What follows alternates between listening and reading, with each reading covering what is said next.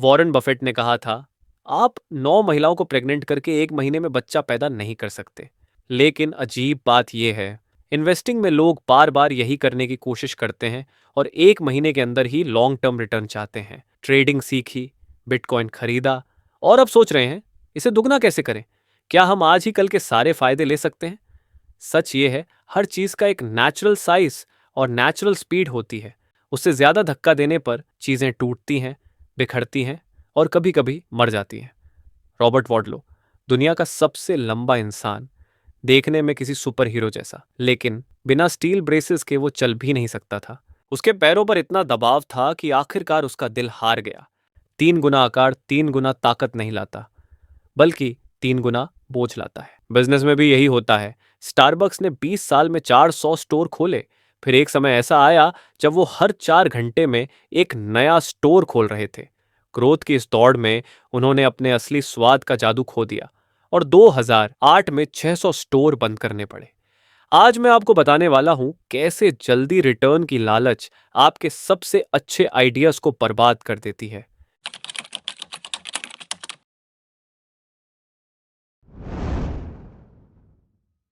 नमस्कार नमस्कार दोस्तों, स्वागत है आपका डीप नॉलेज में। आज मैं बात करना चाहता हूँ, अगर आपके मन में कोई अच्छा आइडिया है, बहुत अच्छा आइडिया है, जैसे वैभव श्री फिल्म बनाना चाहते हैं, गरिमा अपने स्कूल की पढ़ाई बहुत अच्छे से करना चाहती हैं, और एक बार बता रही थी गरिमा यहाँ पर लखीमपुर में कोई डांडिया की पार्टी हो रही थी, तो उसमें वो इन्वॉल्व होना चाहती थी। तो अगर आपके पास कोई बहुत अच्छा आइडिया है और उसको आप फटाफट एग्जीक्यूट करना चाहते हैं तो अच्छी बात है, लेकिन उसमें कुछ खतरे हैं।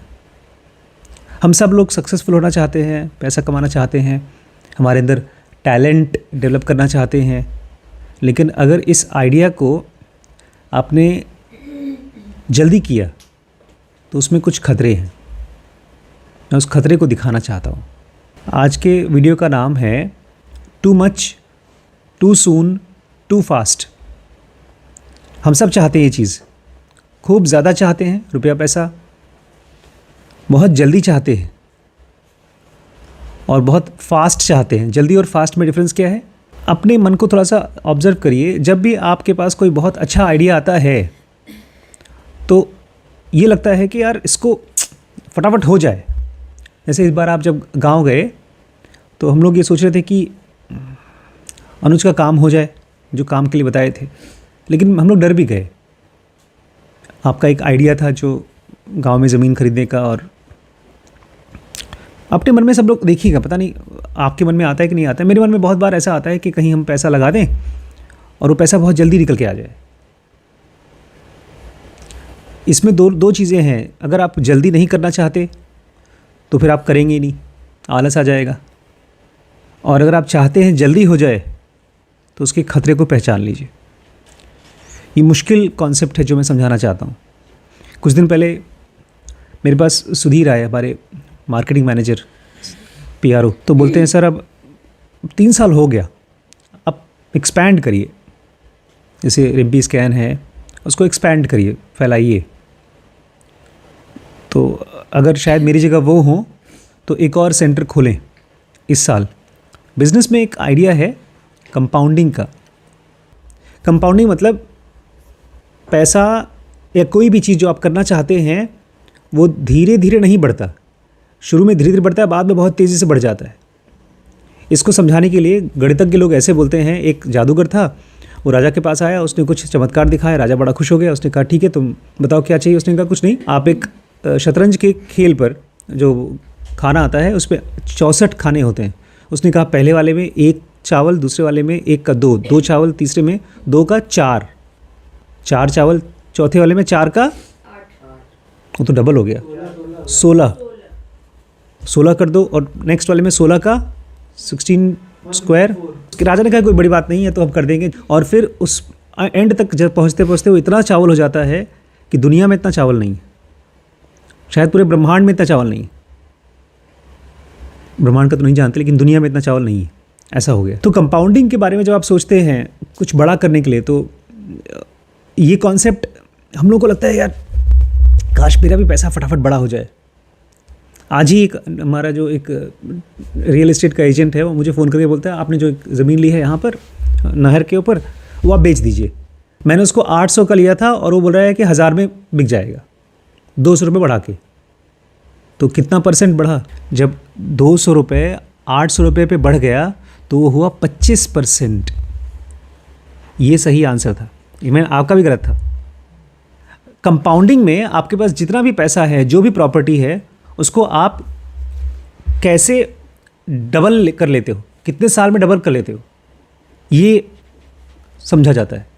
जैसे आज अगर मेरे पास 10 लाख है तो उसको मैं डबल कितने टाइम में कर लूँगा, फिर जितना पैसा आया उसको डबल कितने टाइम में कर लूँगा, ये कंपाउंडिंग में कहा जाता है। और कंपाउंडिंग में, हाँ कंपाउंड इंटरेस्ट में, कंपाउंडिंग बोलो, क्योंकि अभी कंपाउंडिंग और भी जगह हो सकता है। जैसे आप लोग रोज़ पढ़ाई करते हो तो कुछ दिनों में वो पढ़ाई आपकी कंपाउंडिंग हो जाएगी, मतलब जो भी चीज़ आप जानते हैं उसका असर डबल हो जाएगा, ट्रिपल हो जाएगा। आप अगर एक्सरसाइज करते हो तो कुछ दिनों में आपका बॉडी का मसल जो जैसा है उससे डबल अच्छा हो जाएगा, ट्रिपल अच्छा हो जाएगा। आप अगर सिंगिंग सीखते हो, रोज़ सिंगिंग करते हो, तो आपकी हैबिट जब पॉजिटिव होगा तो डबल हो जाएगा, ऐसे उसको कंपाउंडिंग बोलते हैं। और यही चीज़ नेगेटिव में भी होता है।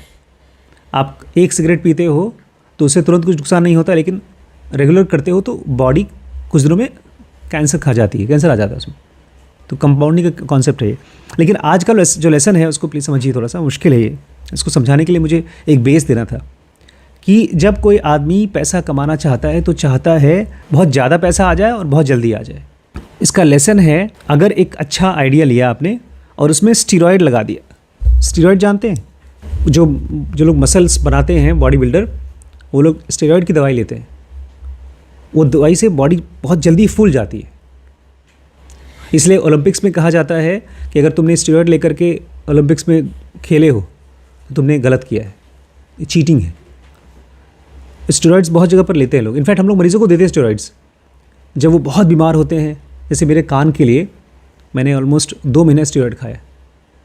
वो ऐसी दवाई है जो एकदम कमज़ोर लोगों को दिया जाता है बॉडी में, पता नहीं कैसे काम करती है, बहुत मैजिकल टाइप की दवाई है, स्टेरॉइड बोलते हैं उसको। तो ये कह रहे हैं अगर आपके पास कोई अच्छा आइडिया है और उसमें स्टेरॉइड घुसेड़ दिया तो क्या हो जाएगा, बहुत जल्दी वो टेरेबल आइडिया हो जाएगा, मतलब बेकार हो जाएगा। जैसे अभी मैं अकाउंटिंग के ऊपर काम कर रहा हूँ, मैं गरिमा को चाहता हूँ कि आपको चाहता हूँ आप लोग अकाउंटिंग करें, और मैं रोज़ पीछे पड़ा रहता हूँ।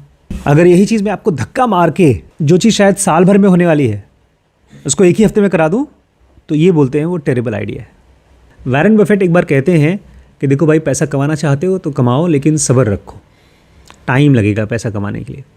और उसको समझाने के लिए कहते हैं, देखो एक बच्चा जब दुनिया में आता है तो एक औरत प्रेग्नेंट होती है और 9 महीने तक उसको प्रेगनेंसी को संभाल के रखती है, 9 महीना कम से कम, तो उससे बच्चा आता है एक।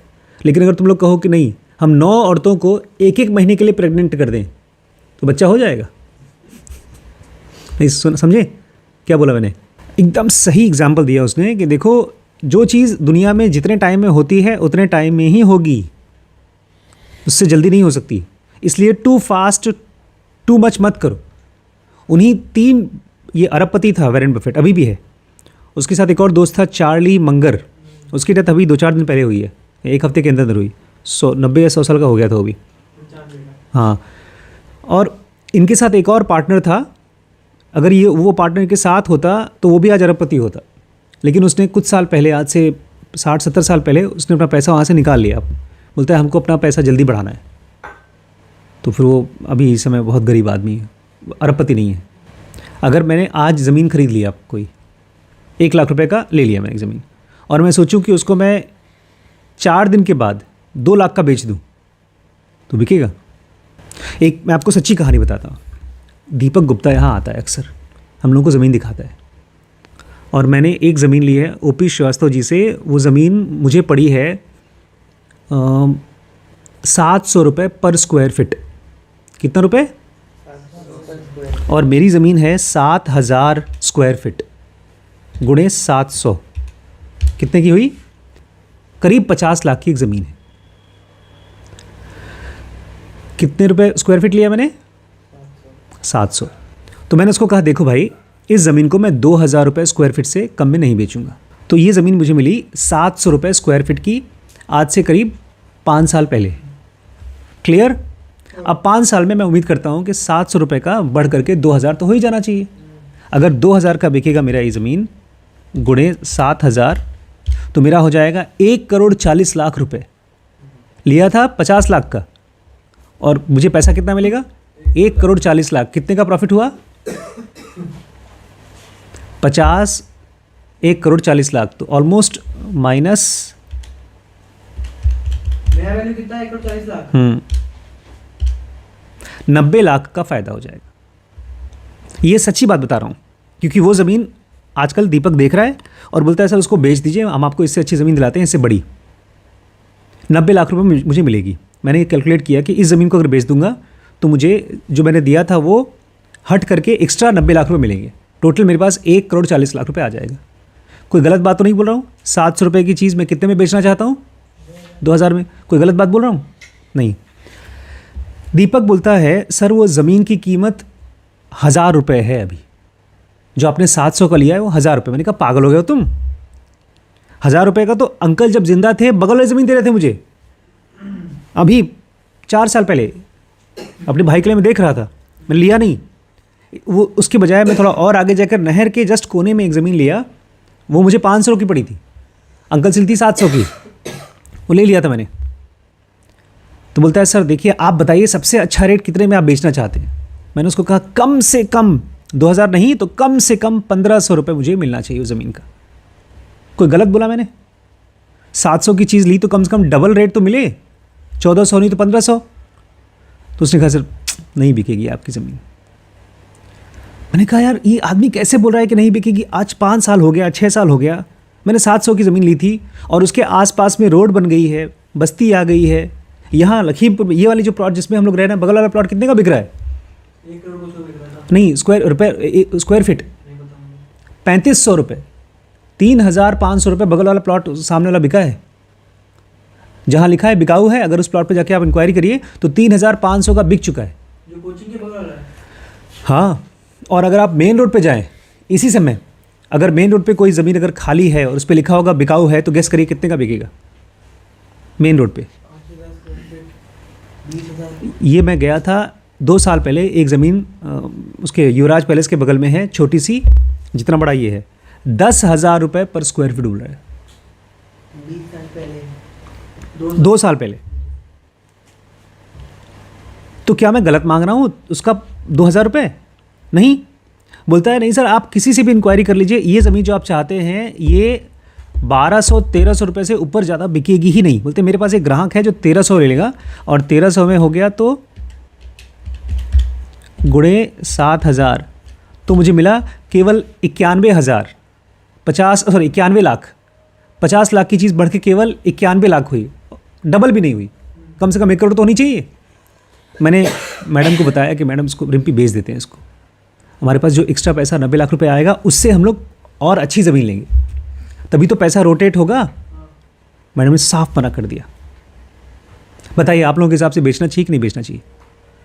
श्री के हिसाब से नहीं बेचना चाहिए। गरिमा नहीं, आपके हिसाब से? इससे बड़ा कोई नीड है, ज़रूरत है उस पर काम करने की, तो वहाँ बेचना। अगर ज़रूरत है तो। वैभव कुछ नहीं पता। अनुज की सोच एकदम सही है, वही मैं भी सोच रहा हूँ, क्योंकि ये जो ज़मीन है वो नहर चल के रिहायश की ज़मीन है, जहाँ पर रेजिडेंशियल रहते हैं। अगर हम लोग कोई कमर्शियल प्रॉपर्टी ले लेते, कमर्शियल मतलब जो मेन रोड पे दुकान हो, या जैसे सीतापुर रोड है, मेन रोड पे अगर कोई ज़मीन मिल जाती है और ज़्यादा मिल जाती है, उसका लेकिन रेंट देना पड़ेगा। खरीदना पड़ेगा उसको बेटा। वो नहीं, नगर निगम की नहीं होगी वो तो दुकान की बात कर रहा हूँ, तो अलग है। अगर हम लोगों को, और मिल भी रही है पता है, सीतापुर रोड पर नहीं, सीतापुर रोड पर नहीं, ये रोड जो जाती है, एक तो गोला जाती है, शाहजहाँपुर जाती है, उसी रोड पर मेन रोड पे उसने मुझे 2 बीघा ज़मीन बताई है, और केवल 500 रुपये स्क्वायर फीट में, 400 रुपये स्क्वायर फीट में। 2 बीघा मतलब 14,000 स्क्वायर फीट गुड़े 400, केवल 56 लाख में। इसको मैं अगर 90 लाख का बेच दूं तो उसका आधा पैसा अपने पास रख लूँगा और आधे पैसे में, लेकिन उसकी एक प्रॉब्लम है, यहाँ से दूर है, करीब 12 किलोमीटर यहाँ से।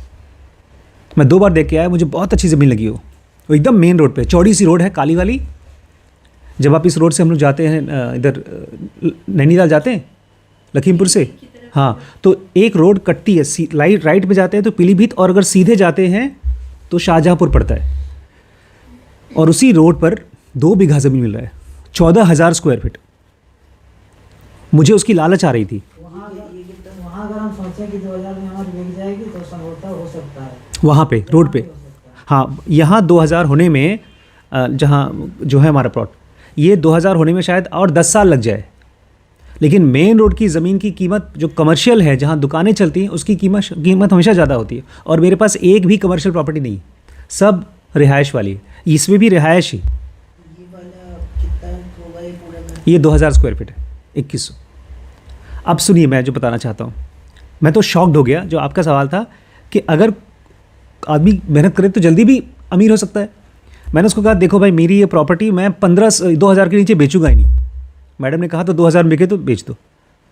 अब इसने कहा सर मैक्सिमम जो आपको पैसा मिलेगा वो 1300 रुपये मिलेगा। कितना? मैंने कहा चुप रहो यार, तुम यहीं बैठा था बाहर। मैंने कहा जो आदमी ने मुझे ज़मीन बेची है ना, उससे बात करके अभी सुनाता तुम्हें। वो अपने मुंह से बोलेगा 2000 रुपये, और मैं उससे बात नहीं की थी, ऐसे मैंने अपना तुक्का मार दिया था। ओपी शास्त्री जी तो है नहीं, उनका बेटा है। तो मैंने तुरंत फ़ोन लगाया, मैंने कहा अरे पिंटू जी, ये ज़मीन अगर मैं बेचता हूँ जो आपसे लिया था, उसका कितना पैसा मिलेगा? गेस करिए कितना बोला उसने? 1300 रुपये।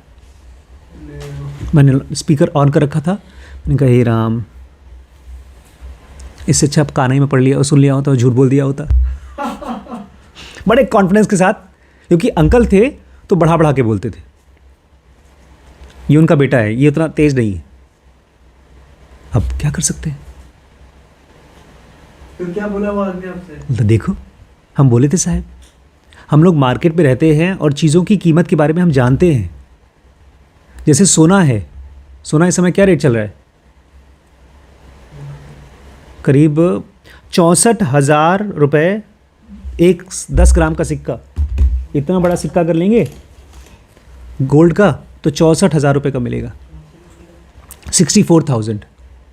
लेकिन अगर आप चाहें कि नहीं ये 60 हमने ले लिया है सोना, ये अब हम बेचना चाहते हैं 1 लाख रुपए का, तो नहीं बिकेगा। बट इसमें वो कैरेट भी तो होता है, डिपेंड करता हाँ, अगर प्योर जो 24 कैरेट की बात हो रही है, जब इसको मिक्स कर देते, थोड़ा सा कुछ मिला देंगे, तांबा मिला देंगे, चांदी मिलाएंगे, तो हमको वो तो उसका रंग बदल जाता है, है, तो रेट कम हो जाएगा। रेट कम हो जाएगा। चांदी उसमें घुसा दिया आपने। इसका रीज़न है एक तो समय, हमें पूरी पब्लिक डिसाइड हाँ, इसका रेट गवर्नमेंट डिसाइड करती है, बड़े बड़े लेवल पे खरीदी बेची होती है उससे। जैसे आज जब अंकल जी थे, ओपी शास्त्री जी थे, उस समय जो ज़मीन थी उसका रेट उन्होंने लिया था, जब उन्होंने लिया होगा तब शायद 10 रुपये स्क्वायर फीट लिया होगा। उन्होंने मुझे बेचा कितने में? 700 में। तो 20 साल बाद बेचा। समय, गोल्ड, ज़मीन, ये दोनों समय से बढ़ती हैं, लेकिन समय में भी बढ़ नहीं जाती। वहाँ पर कुछ होना चाहिए। अगर किसी गांव में कोई ज़मीन है और 50 साल से पड़ी हुई है, उसकी कीमत बहुत नहीं बढ़ेगी। लेकिन वहीं पर रोड आ जाए उसी ज़मीन के बगल में, तो उसकी कीमत बढ़ जाएगी। खड़ंजा रोड, वहीं अगर काली रोड आ जाए तो और बढ़ जाएगी। लेकिन खाली रोड है और कुछ नहीं हो रहा है, एक दुकान बना दीजिए आप, बगल वाली ज़मीन की रेट बढ़ जाएगी। अभी हमारे सेंटर की वजह से आसपास की रेटें बढ़ी हाँ, वो बगल वाला जो प्लॉट है खाली पड़ा है, उसके लिए मैंने कहा उसको फ़ोन करके कि भैया ये बताओ, हमने नहीं बताया कि मैं बोल रहा हूँ, हमको ख़रीदना है। बोलते हैं अरे हमारे अब वो तो कमर्शियल हो चुका है, अब 5,000 रुपये स्क्वायर फीट में बिकेगी। मतलब बगल वाली ज़मीन 5,000 रुपये गुणे 2,000, 1 करोड़ की बिकेगी वो। तो कैसे बिकती है? एक तो समय, और दूसरा क्या क्या चीज़ें वहाँ हो रही हैं। इसी समय बम्बई में अगर आप कोई कमर्शियल प्रॉपर्टी लेना चाहते हैं तो उसकी कीमत 3 लाख रुपए पर स्क्वायर फीट होगी। मतलब इतना बड़ा, जितना बड़ा घर हमारा है, अगर वो लेना चाहते हैं तो 60 करोड़ रुपए की इतनी बड़ी ज़मीन मिलेगी बम्बई में, केवल 2000 स्क्वायर फीट। क्योंकि बम्बई में ज़मीन ही नहीं बची। जितना एरिया बम्बई का है उसमें ज़मीन बची ही नहीं है। अब जहाँ पर ज़मीन नहीं बचती है वहाँ पर कीमत आदमी बढ़ाते जाता है जैसे जैसे टाइम बीतता है। क्योंकि अब वहाँ पर भाई हमने लिया था 30,000 का, हम बेचेंगे 40,000 में, हमारी मर्जी, तुम्हें खरीदना है खरीदो। अब किसी ने खरीद दिया तो बोलेगा अब रेट लग चुका है इसका। कौन सा आदमी उसको किस तरीके से ख़रीदना चाहता है, उसी हिसाब से ज़मीन की रेट बढ़ती है। इसी को ज़मीन में बोलते हैं कंपाउंडिंग, कि अगर आपने कोई बहुत अच्छी ज़मीन ले ली है और 20 साल तक बचा रखा है तो आपका ज़मीन कंपाउंड हो जाता। लेकिन एक चीज़ इन्वेस्टमेंट में, अब लेकिन एक चीज़ समझिए, ये आम लोगों को पता नहीं है। एक बार मैं भी फंस गया, मेरे पिताजी तो एकदम फंस चुके। आज से करीब 26 साल पहले, 30 साल पहले हो गया। 1997 में मैंने MBBS में ज्वाइन किया था और 98 में उन्होंने फ्लैट लिया पापा ने। 2 फ्लैट लिए बेलापुर में, मुंबई के बाहर। दोनों फ्लैट पड़े उनको 25 लाख रुपए एक फ्लैट, 50 लाख रुपए की 2 फ्लैट लिया। बड़े खुश थे हम लोग कि अब हमारे पास मुंबई में 3 फ्लैट हो गए। और धीमे धीमे जब भाई पैसा बढ़ेगा तो बढ़ेगा। आज तीनों फ्लैट की कीमत हो गई, एक की कीमत हो गई 2 करोड़ और बाकी दोनों की कीमत हो गई 1.5 करोड़ रुपए। 25 लाख का लिया था एक और करीब 1.5 करोड़ रुपया हो गया 30 साल में। लेकिन अगर वही पैसा OP श्रीवास्तव जी की तरह, यही मुझे समझ में आया था कि अगर वही पैसा OP श्रीवास्तव जी की तरह पिताजी ने इलाहाबाद में लगाया होता तो उनको ज़मीन मिलती कम से कम 100 बीघा, और वो 100 बीघा की ज़मीन का रेट इस समय होता कितना, कम से कम 100 करोड़ रुपए। इलाहाबाद के खूब अच्छे अच्छे एरियाज़ में खूब सस्ता ज़मीन मिल रहा था। लेकिन पता है क्यों नहीं खरीद पाए? वहाँ नहीं थे वो। हम लोग वहाँ रहते ही नहीं थे। हम लोग रहते थे बम्बई में, और हमारे पिताजी तो इंडिया में रहते ही नहीं थे, वो रहते थे दुबई। 1 महीना दुबई, 1 महीना इंडिया, 1 महीना दुबई, 1 महीना इंडिया। तो इंडिया में जब आते थे, जो बेचारे बम्बई में जो कुछ होता है वही देखते थे। कभी 1 साल में 2 साल में गांव चले गए तो कहीं का गांव में कोई खेत मिला तो ले लिए। अगर वो जैसे OP शास्त्री जी यहीं रहते थे लखीमपुर में और वो रजिस्ट्रार थे, इसको बोलते हैं अनफेयर एडवांटेज। रजिस्ट्रार मतलब जो ज़मीन की खरीदी बेची करता है। कोई गरीब आदमी आया, किसान आया, साहब आप हमारे खेत ले लो, ले आओ, अच्छा लाओ, बेच दिया। तो कोई भी चीज़ का रेट बढ़ता है समय से, और कुछ चीज़ें वहाँ होती हैं उससे। अगर अभी का अभी लखीमपुर में एक एयरपोर्ट खुल जाए तो रेट बढ़ जाएगा, आसपास की जमीनों का। पूरे शहर का रेट बढ़ जाएगा। अगर लखीमपुर के आसपास के एरिया में 4-5 फैक्ट्री आ जाएं और उसमें 10-12 हज़ार लोग काम पर लगना शुरू हो जाएं, तो यहाँ जो किराए के मकान बिकते हैं जो 7,000 के, वो हो जाएगा 15,000, 20,000। इस समय बेंगलोर की यही हालत है। एक छोटा सा मकान केवल 2 कमरे का लिया है अमन ने, पता है कितने का? 22,000 रुपये का। इससे आधा, जितना बड़ा सामने मकान है उससे आधा ही होगा, छुट कमरा है उसमें। तो क्या, तो बेंगलोर में बड़े बड़े कंपनीज काम कर रही हैं, ढेर सारी नौकरी है और ढेर सारे लोग आ रहे हैं। जब एक ही चीज़ के लिए 4 लोग आएंगे, ये चीज़ मिल रहा है 50 रुपये का, एक आदमी है तो 50 को दे देंगे। लेकिन यही चीज़ 10 लोग आ गए, हमको चाहिए हमको चाहिए हमको चाहिए, तो आदमी बोलेगा ठीक है 50, तुम कितने में लोगे? 60 में, तुम 100 में, तुम बोली लग जाएगी। तो चीज़ों की रेट बढ़ती है, डिपेंड करता है कि कैसे एक आदमी उसको परसीव करता है कि कितनी इंपॉर्टेंट, कितनी ज़रूरत है मुझे, ऐसे बढ़ता है। तो अब इसी में सुनो, जब इतना सब होता है ना तो लोगों को लगता है यार जल्दी से हो जाए। हाँ, जैसे आपने कहा एक आदमी मेहनत करे तो कमा सकता है, जल्दी कर सकता है। इसको वॉरेन बफेट बोलते हैं जल्दी मत करो, सब्र रखो। कि 9 औरतें 1 महीने में बच्चा पैदा नहीं कर सकती, लेकिन जब जल्दी चाहते हैं ना तो इसको वॉरेन बफेट कहते हैं सब्र रखो। जल्दी नहीं होता कोई चीज़। आज मैं आप लोगों को बोलता हूँ अकाउंटिंग करो, तो उसमें सब्र रखना पड़ेगा। कहा जाता है जब भी आपके पास कोई ल्यूक्रेटिव इन्वेस्टमेंट आया, ल्यूक्रेटिव मतलब मुंह में पानी लाने वाला, बड़े कीमती चीज़ जो आपको लगता है ये तो कमाल के, ले लेते हैं, यही चीज़ था जो जिसकी वजह से मेरा 5.5 लाख रुपए पानी में डूब गया, ज़ीरो हो गया। मेरे पास उसके कागज़ लिखा पड़ी, रजिस्ट्री पड़ी हुई है। बड़ा सा अखबार में आया था न्यूज़ कि आप लीजिए प्लॉट बनाइए, फ्लैट, उसमें हम आपको बना के देंगे। एक ज़मीन लिया मैंने 1000 स्क्वायर फीट, लखनऊ में जाकर एक बड़ा सा कॉलोनी बन रहा था, अखबार में ऐड आया था, और उसमें लिखा था आपको किराया देंगे, जैसे ही आप रजिस्ट्री करा लेंगे अगले महीने से किराया देंगे हम आपको। और किराया देने वाले थे 17,000 रुपये पर मंथ 2 साल तक के लिए। तो 17,000 रुपये पर मंथ अगर 2 साल देते तो मेरा पूरा जो पैसा था ज़मीन का वो निकल जाता। मैंने कहा ये तो कमाल का डील है यार। ले लिया, उन्होंने चेक दे दिया हमको 6 ठो, रेंट वाला, किराया वाला। पहले महीने पैसा भी आया, दूसरे महीने पैसा आया, तीसरे महीने से आया नहीं। तीसरे महीने से भाग गया वो पहले भाग गया, उसके बाद केस वेस किया लोगों ने, जेल में गया, उसी के एम्प्लॉयज़ का पैसा उसने मार लिया।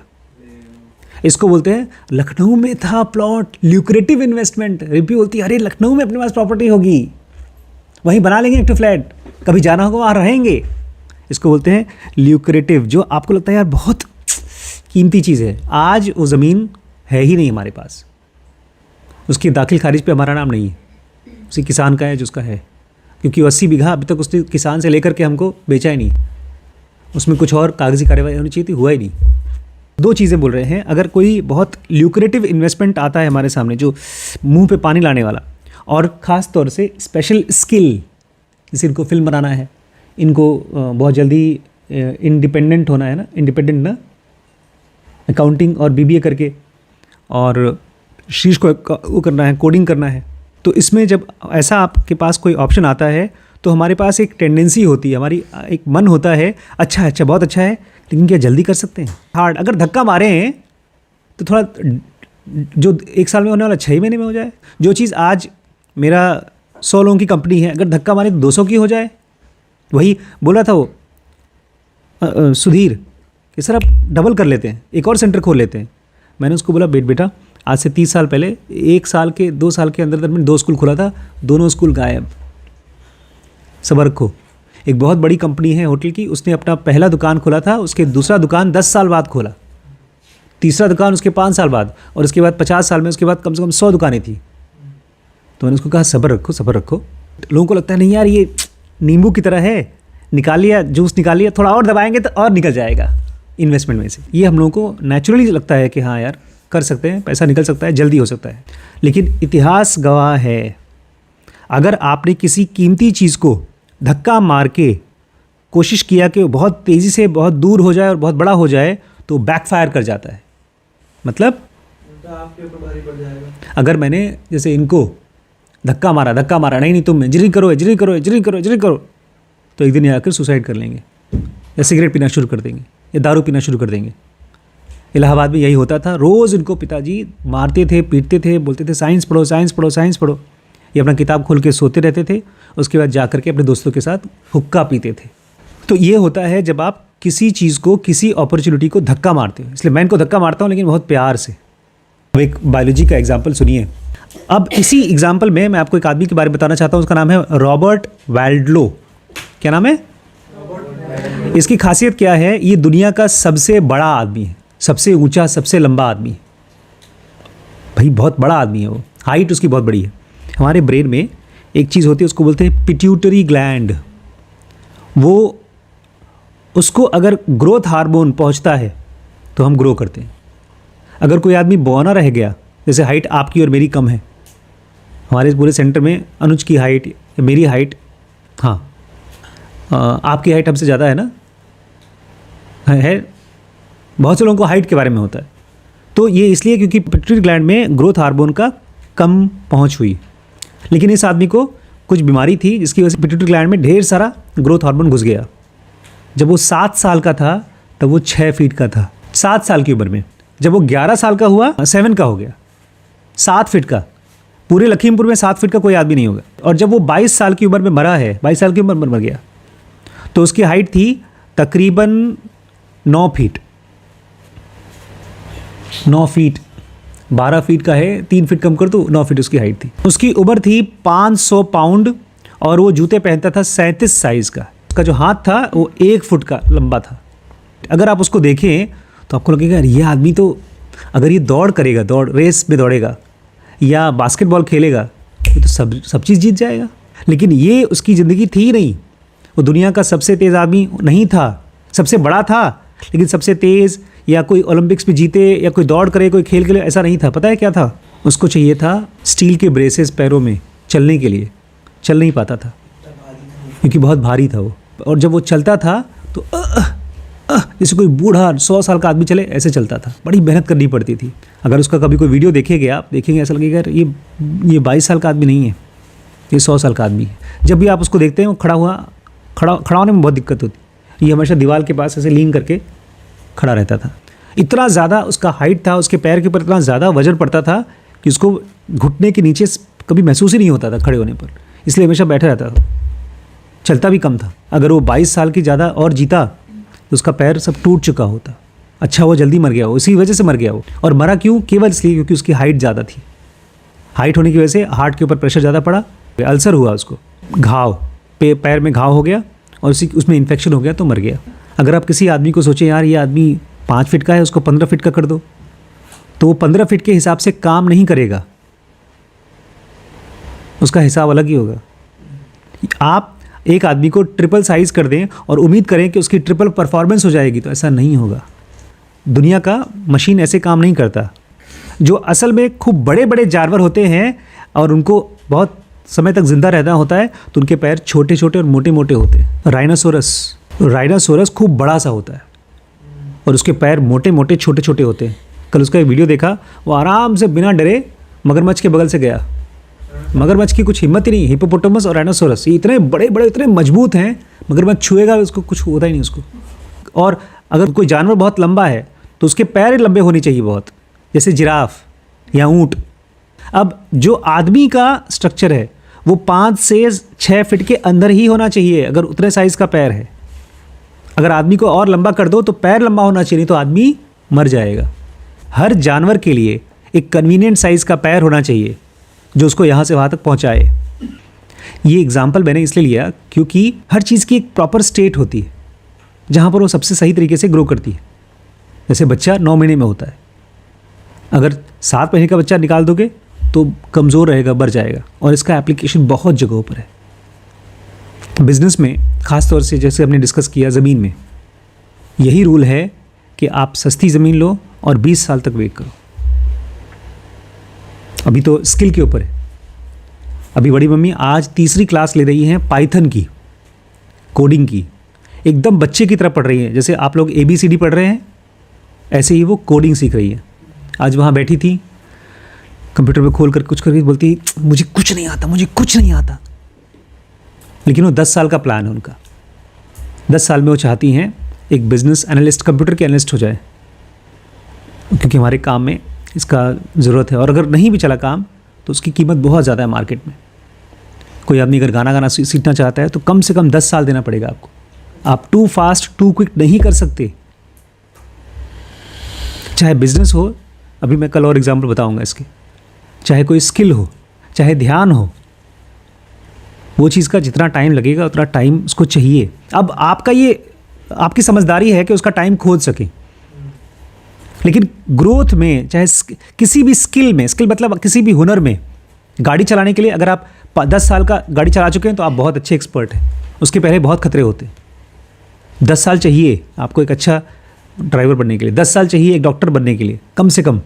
MBBS के बाद की बात कर रहा हूँ, जब मरीज़ देखना शुरू करते हैं उसके बाद। 11 साल मुझे लखीमपुर में हो गए अल्ट्रासाउंड करते करते। जो मैं आया था और अब मैं कहूँगा मैं डॉक्टर हूँ। आए वाले डॉक्टर को नहीं बोलूँगा। आज वैभव ने शुरू किया है फिल्म मेकिंग की पढ़ाई कर रहा है। 10 साल बाद मैं कहूँगा ये थोड़ा बहुत फिल्म मेकर हो गए। इसलिए अगर आप रोज़ थोड़ा थोड़ा नहीं करते हैं, धीरे धीरे नहीं करते हैं, तो आपके 10 साल में भी पूरा नहीं होगा। आज की डेट में दुनिया का जो सबसे अमीर आदमी है, पता है किस चीज़ से कमाता है? जो सबसे अमीर आदमी है दुनिया में, वो किस चीज़ से कमाता है? बताइए संदीप जी। जो सबसे अमीर लोग हैं दुनिया के, खाली लखीमपुर के नहीं, दुनिया के, वो किस चीज़ से कमाते हैं? इन्वेस्ट करें। दिमाग नहीं, किस सामान में पैसा लगाते हैं? ज़मीन में लगाते हैं, सोना में लगाते हैं, काहे में लगाते हैं तो पैसा कमाते हैं? वो लगाते हैं स्टॉक में। स्टॉक माने होता है शेयर मार्केट। शेयर में पैसा मैंने नहीं लगाया है, लेकिन अगर मैं 10 लोगों को जानता हूँ जो सबसे अमीर लोग हैं, बहुत बड़े अमीर लोग हैं, तो उनका पैसा लगाया शेयर में। और शेयर में और ज़मीन में एक चीज़ कॉमन है। शेयर में और ज़मीन में एक चीज़ कॉमन है। सुनो, अगर आप ज़मीन को या शेयर को 10 साल बाद या 15 साल बाद बेचते हो तो बहुत पैसा देगा। शेयर को अगर आप खरीदते हो और उसको 10 साल बाद या 15 साल बाद या 20 साल बाद बेचते हो तो आपको बहुत पैसा मिलेगा। लेकिन आपने आज ख़रीदा और 3 महीने बाद उसको बेच करके पैसा कमाना चाहते हो तो आपको झापड़ खींच के मारेगा। हाँ, यही हो रहा है मेरे साथ। 10 साल हो गया शास्त्री नगर वाली ज़मीन, मैं हर महीने उसको बेचने की कोशिश करता हूँ, लेकिन हर महीने वो मुझे बोलते हैं और कम और कम और कम। जिस आदमी ने मुझे बिचवाया था वही आदमी बोल रहा है कि और ले लीजिए इससे भी कम रेट में। फिर से रिपीट करता हूँ, क्योंकि आप लोगों के पास जब पैसा आएगा ना तो आप लोगों के दोस्त बोलेंगे यार चलो स्टॉक खरीदते हैं, और आप लोगों को लगेगा चलो जितनी भी सेविंग्स है सब लगा देते हैं स्टॉक में, शेयर मार्केट में, और पैसा आएगा नहीं। आज मुझे अमेरिका से एक हमारी स्टूडेंट है, उसने मैसेज किया कि मुझे शेयर मार्केट में लगाना है करीब 3 लाख रुपए, बताइए सर लगाऊं कि नहीं लगाऊं। मैंने क्या बोला उसको, अगर 3 लाख रुपए 20 साल के लिए भूल सकती हो तो लगाओ, 3 लाख रुपए 30 लाख बन जाएगा। लेकिन अगर तुम ये चाहती हो 3 लाख दे करके 1 साल बाद तुम्हें 6 लाख मिल जाए तो उसमें मेरी कोई गारंटी नहीं है। स्टॉक्स आपको फॉर्च्यून देता है, खजाना देता है, लेकिन कब? लॉन्ग रन में।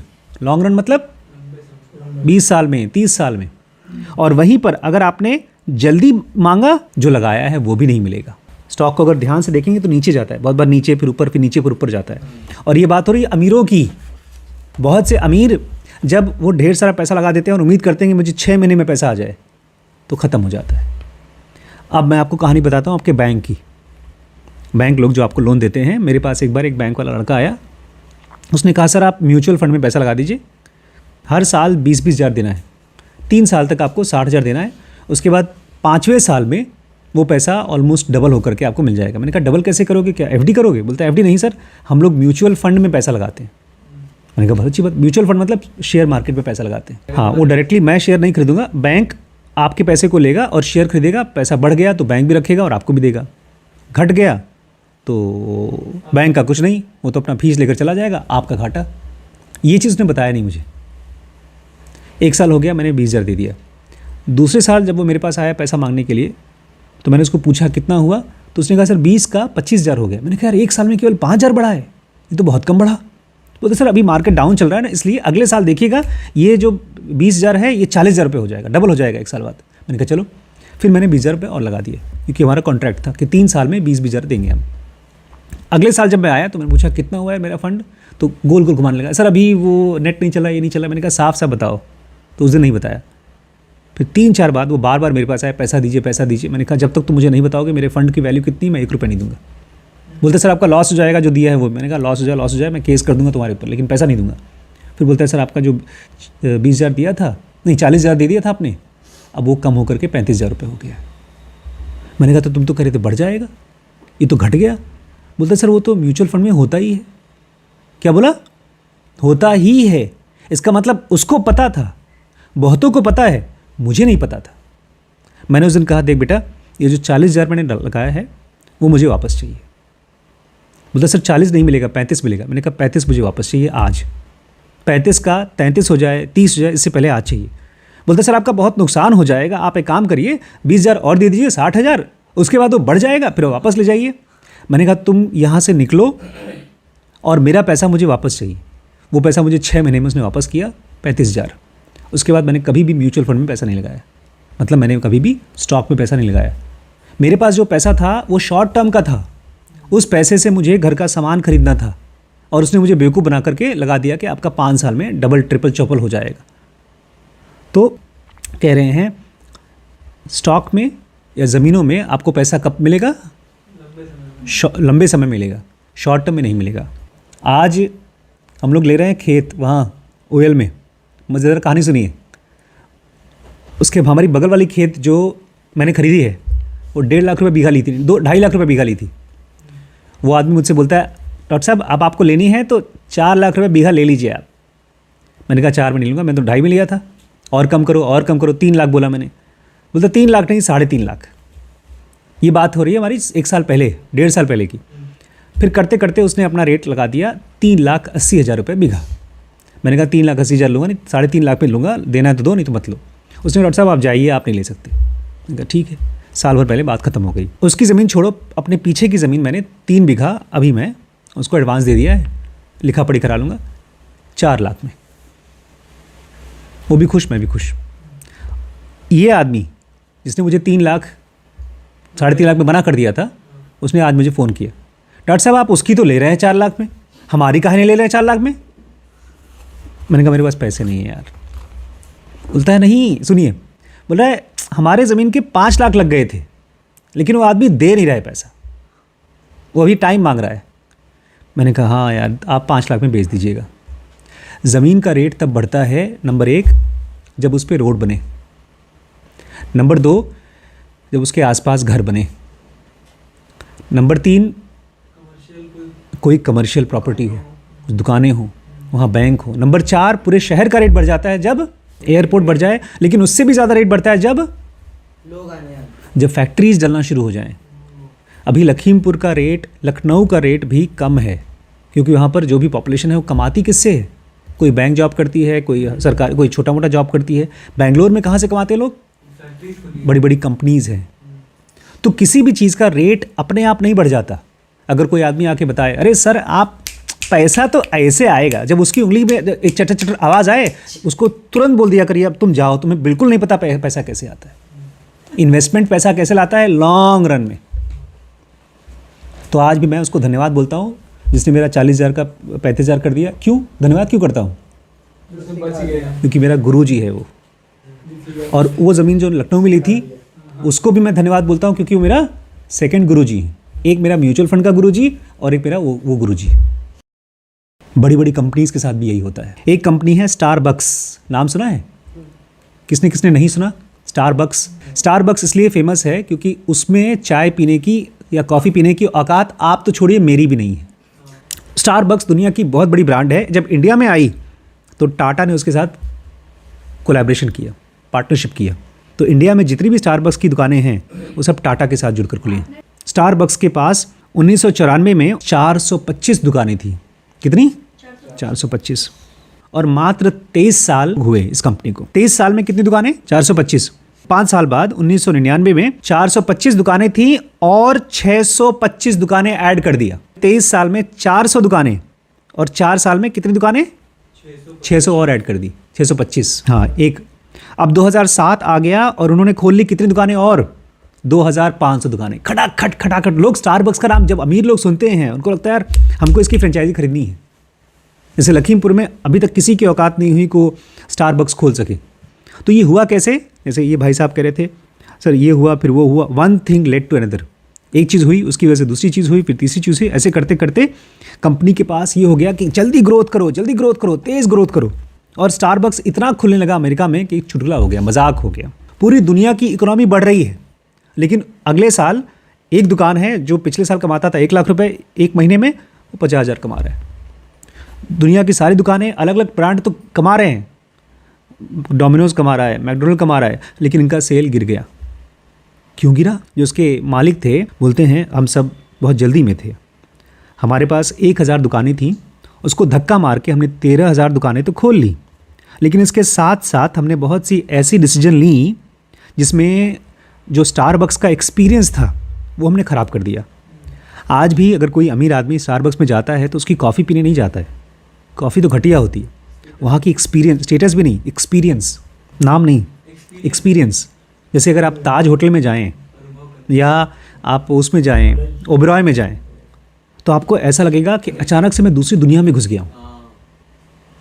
आप जस्ट बाउंड्री से बाहर निकलेंगे तो आपको लगेगा मैं ज़मीन पे आ गया हूँ, और जब उस होटल में घुसेंगे तो आपको लगेगा मैं स्वर्ग में आ गया हूँ। और 2-4 लोग आपको इतने अच्छे से बात कर लेंगे कि आपको लगेगा मैं शायद बहुत अमीर आदमी हूँ। वो इतने प्यार से बात करेंगे, उसका इतना स्ट्रॉन्ग कल्चर है। हर छोटी छोटी चीज़ पर, अगर मैं एक दिन देख रहा था ताज में, मैं गया था, मैंने देखा एक जगह पर कहीं पर थोड़ा सा पेंट निकला हुआ था, तो मैनेजर उसको चिल्ला रहा था कि इसको अभी आधे घंटे के अंदर, अभी पेंट निकला, आधे घंटे के अंदर पेंट खत्म, ठीक करो। कहीं पर आपको एक कहीं स्क्रैच नहीं दिखाई देगा पूरे होटल में। हम लोग जब खाना खा रहे थे तो ये पता नहीं वो नाटक कर रहे थे, नहीं मुझे नहीं खाना। वेटर आगे बोला बेटा क्या खाना है आपको, हम वो बना के लाते हैं। तो इनके मुंह से निकल गया पिज़्ज़ा खाना है, या इनके मुंह से निकला तो तुरंत पिज़्ज़ा बना के ले आए। हमारे ऑर्डर में नहीं था, हमारे मेनू में नहीं था। एक आम होटल होता तो शक्ल देखता कि माँ बाप, तो उस बोलता sir it is on the house, बोलते हमारी तरफ से। अब उसका इतना हमने बिल दिया था, केवल 2 दिन रुके थे, उसी का इतना बिल दे दिया था कि बहुत ज़्यादा अमाउंट था। तो जो एक पिज़्ज़ा दे दिया या एक पाव भाजी दे दिया, वो मुफ्त में नहीं दिया, उसका पैसा उसमें ले चुका है, बट उसने क्या दिया? एक्सपीरियंस दिया। ये बोल रहे हैं हमारी दुकानें तो बहुत खुल गई, लेकिन हमारा एक्सपीरियंस घटिया हो गया। जो हमारे एम्प्लॉयज़ थे, जैसे उन्होंने बताया कि 27 एम्प्लॉयज़ पहले थे, अब केवल 7 एम्प्लॉई हैं इनकी दुकान में। अब एक आदमी जो थक हार करके या घर की मजबूरी के साथ काम कर रहा है, तो क्या कस्टमर को अच्छे से बात कर पाएगा? अगर ख़राब तरीके से बात करेगा तो फिर वो कस्टमर को एक्सपीरियंस ख़राब जाएगा। जैसे बता कि डोमिनोज़ में कि पता नहीं कौन सी दुकान में एक कस्टमर गया, वो चिल्ला रहा है, तो उधर से जो काउंटर पे बंदी है बोलती है आप जाइए, आप खरीद नहीं सकते, आपकी औकात नहीं। वो आदमी दोबारा कभी आएगा नहीं। इसको बोलते हैं एक्सपीरियंस, कल्चर। तो ये कंपनी का मालिक बोल रहा है कि हम 1000 से 13,000 स्टोर तो ले आए, लेकिन धीरे धीरे क्या बर्बाद कर दिया? एक्सपीरियंस बर्बाद कर दिया। तो स्टारबक्स ने 600 स्टोर 2008 में बंद कर दिया और अपने 12,000 एम्प्लॉयज़ को मना कर दिया कि कल से नौकरी पे मत आओ। और उसका जो मार्केट में शेयर था, शेयर का रेट धाड़ से 73% कम हो गया। जो शेयर 100 रुपये का बिकता था, अब वो मात्र 27 रुपये का मार्केट में है। मतलब पता नहीं कितने लोगों का पैसा गायब हो गया मार्केट से। स्टॉक में ऐसे ही होता है। आज आपका 10 लाख रुपए है पोर्टफोलियो, हमारे पिताजी का 20 लाख रुपए पोर्टफोलियो में था, और जैसे ही गिरा 5 लाख रुपए हो गया। शुल्ज़ ने 2011 में एक किताब लिखी इसके बारे में, अपनी कंपनी के बारे में। बोलते हैं एक चीज़ हमको साफ साफ पता चल गई है कि ग्रोथ करना कंपनी में, एक दुकान से 2, 2 से 4, 4 से 10, इस तरह से ग्रोथ करना ये कोई सही स्ट्रैटेजी नहीं है। मुझसे सुधीर कह रहे थे सर अब नया सेंटर खोलने का टाइम आ गया है। मैंने कहा महानुभाव, मात्र 3 साल हुए हैं और अभी हम अपने एम्प्लॉयज़ को यहाँ जानते भी नहीं हैं, कायदे के हमारे पास टीम नहीं है, और तुम कह रहे हो ग्रोथ करो। ग्रोथ, शुल्ज़ क्या कह रहे हैं? अपने को सबसे पहले कल्चर डेवलप करना होगा। ग्रोथ सही स्ट्रैटेजी नहीं है, it is a tactic. Tactic और स्ट्रैटेजी में हमने बहुत बड़ी बात की है, बहुत लंबी बात की है जुग जुग जियो सीरीज़ में। टैक्टिक होता है जब आप 2 लोग लड़ाई करते हैं, कुश्ती, तो दांव पेच को बोलते हैं टैक्टिक। लेकिन स्ट्रैटेजी क्या होता है? स्ट्रैटेजी होता है कि मैं पिछले 1 साल से प्लानिंग कर रहा हूँ कि कैसे इस बंदे को मैं हराऊंगा। वो होती है स्ट्रैटेजी, जब आप लंबे समय से प्लानिंग करते हैं। और टैक्टिक होता है कोई दांव पेच, कोई पैंतरा। आपने कोई 1 पैंतरा सीख लिया, 2 पैंतरा सीख लिया, तो उससे गारंटी नहीं कि आप जीत जाओगे। और हमेशा आपको अगर सक्सेसफुल होना है तो आपको एक स्ट्रैटेजी बनानी पड़ेगी। यही मैं आप दोनों को कहता हूँ, अगर आपको अपनी गरीबी में से निकलना है तो आप लोग टैक्टिक पर फोकस कर रहे हो कि कैसे मैं वहाँ से पैसा ले आऊँ, कैसे मैं इस बात अपनी बीवी का या हस्बैंड का खर्चा कम कर दूँ। ये टैक्टिक है, ये पैंतरे हैं, ये स्ट्रैटेजी नहीं है। स्ट्रैटेजी होता है, जैसे कृष्ण ने पूरी महाभारत जितवाई है टैक्टिक से नहीं, स्ट्रैटेजी से। स्ट्रैटेजी को बोलते हैं रणनीति, जो आप कई साल पहले से ही सोचना शुरू कर देते हो। अगर मैं आपकी जगह हूँ और मेरी बीवी बात नहीं मान रही है, ज़बरदस्ती खर्चा कर रही है, तो उसके साथ मैं बैठ करके हिसाब किताब करूँगा।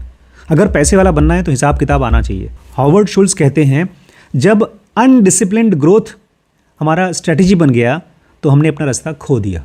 अनडिसिप्लिन्ड ग्रोथ मतलब, आज मैंने मेरे को ये अंदाज़ा था कि उधारी में जीने की आदत संदीप की है। आज मुझे मालूम पड़ा कि हस्बैंड वाइफ दोनों एक साथ एक हैबिट को जीते हैं। महंगा महंगा फ़ोन खरीदना खुद भी और अपने पति के लिए गिफ्ट खरीदना, ये किसकी आदत है? ये वाइफ की आदत है। अनडिसिप्लिन्ड, जो आपने फ़ोन खरीदा वो था अनडिसिप्लिन्ड। अनडिसिप्लिन्ड मतलब अपने बारे में बताओ, तुम क्या चीज़ करते हो जो अनडिसिप्लिन्ड है? किसी भी टाइम सोना, किसी भी टाइम उठना, इसको बोलते हैं अनडिसिप्लिन्ड। कुछ भी खाना, कभी भी खाना, ये आते हैं खाना, सब खाने से पहले बर्तन खोल के देखेंगे, अच्छा है तो ज़्यादा खाऊंगा, पसंद का है तो ज़्यादा खाऊंगा, इसको बोलते हैं अनडिसिप्लिन्ड ईटिंग। स्कूल आज नहीं जाऊंगा, क्यों? मन नहीं कर रहा है। आज जाऊंगा, क्यों? क्योंकि स्कूल में वो है, प्रोग्राम है, कोई डांस वाला प्रोग्राम है, तो वो अनडिसिप्लिन्ड है। कह रहे हैं अनडिसिप्लिन्ड ग्रोथ हमारी स्ट्रैटेजी बन गई कि चलो वहाँ भी एक खोल दो, वहाँ भी खोल दो, वहाँ भी खोल दो, और इसी की वजह से वी लॉस्ट आवर वे, मतलब हमारे रास्ते से हम भटक गए। आप बोल रहे थे ना कि ग्रोथ तो कोई भी कर सकता है, बोल रहे हैं स्टारबक्स का एक कन्वीनियंट साइज़ है, हर एक बिजनेस का एक कन्वीनियंट साइज़ है। अगर आप वो साइज़ से ज़्यादा बढ़ा देंगे, आपका साइज़ है मान लीजिए 500 कस्टमर, और 500 की जगह आपने 1000 कस्टमर को कैटर करने के लिए सोच लिया कि मेरा बिजनेस तो 1000 कस्टमर के लिए है, क्योंकि आपके जो एम्प्लॉई था वो 10 कस्टमर को तो हैंडल कर सकता था, लेकिन आपने 20 कस्टमर दे दिया तो वही एम्प्लॉई 20 को नहीं हैंडल कर सकता। और हमने कल पढ़ा था एक आदमी के बारे में, रॉबर्ट वाडलो। कौन था वो? दुनिया का सबसे लंबा आदमी। 7 साल में 6 फीट का था। 22 साल में जब उसकी मौत हुई थी तो कितने फीट का था? 9 फीट का था।